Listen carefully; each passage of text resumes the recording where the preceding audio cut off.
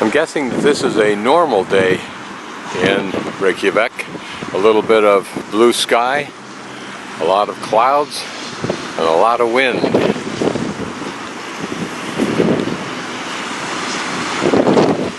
There's the same view we had last night with a lot choppier sea. Today's just going to be a walkabout. I'll go back and recreate much of that public walking tour I took yesterday, and then do some other places before I leave tomorrow on my 2-week drive about. This is the Reykjavik Sun Ship, a tribute to the Vikings, of course, by the sculptor as well as the community, I suspect. Some close-ups of this very pretty building, actually.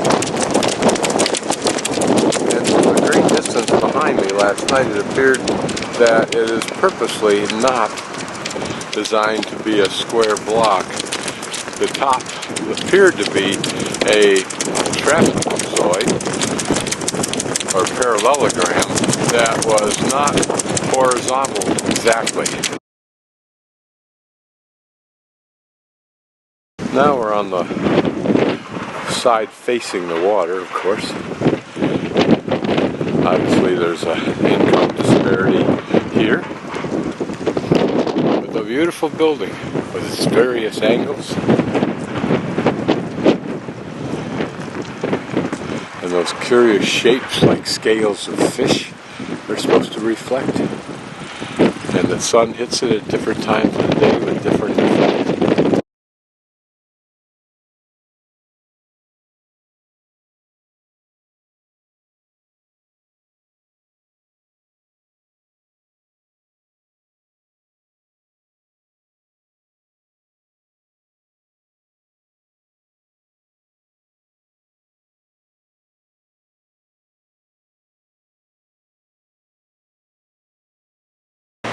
This is the front view of what is called Harpa.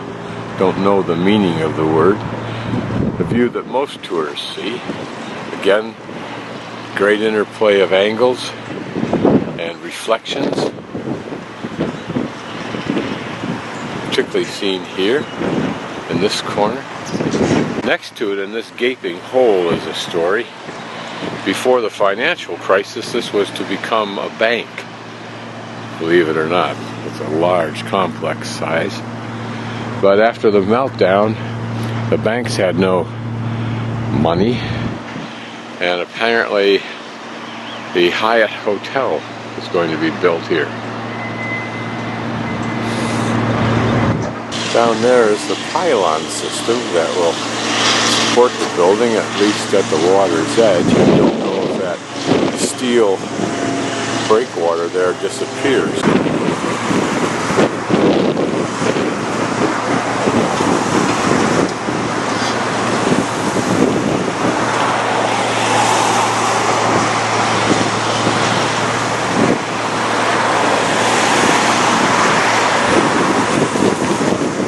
That's got to be a delicate operation, I would think, to get that positioned correctly in the line. Like mating a fighter jet with a tanker. Now the rammer has to tweak.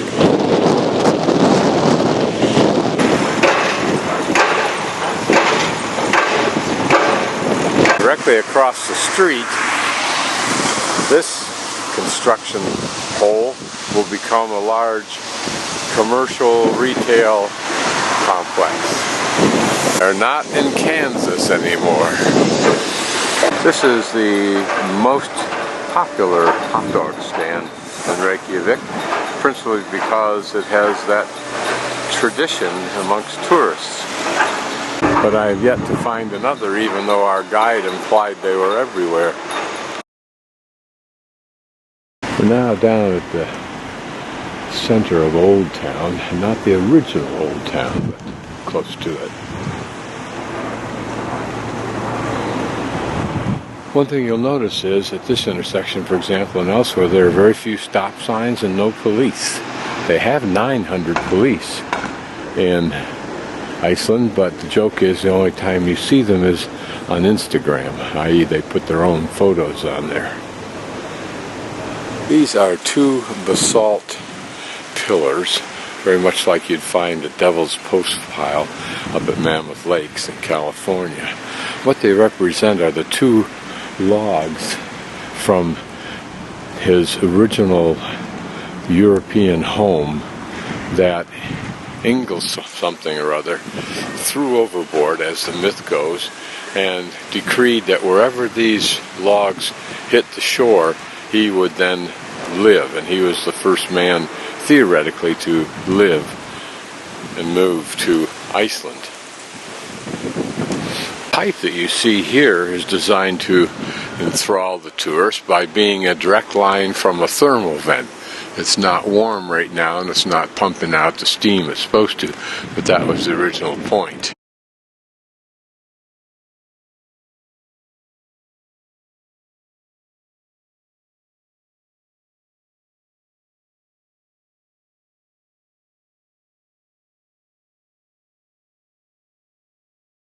Pillars are represented everywhere in Iceland with its Icelandic flag logo.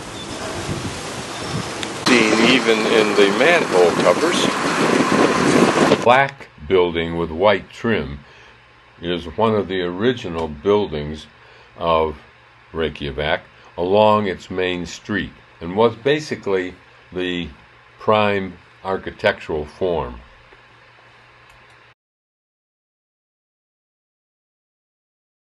Across the street, one can only imagine when and how this pump was used. Now we are about to ramble through the old section, original section of Reykjavik. Now, somewhere up in here we'll rediscover the location that was higher up of sod houses that were really the originals. This house dated 1852. It was just around 1850 that these corrugated houses had their greatest sway, principally because the Danish brought those materials. This is probably one of the rare structures made out of stone, particularly if it's residential.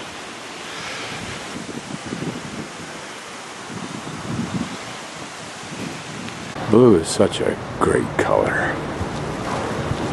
And you notice quickly that this neighborhood is impinged, encroached on by the new and the modern.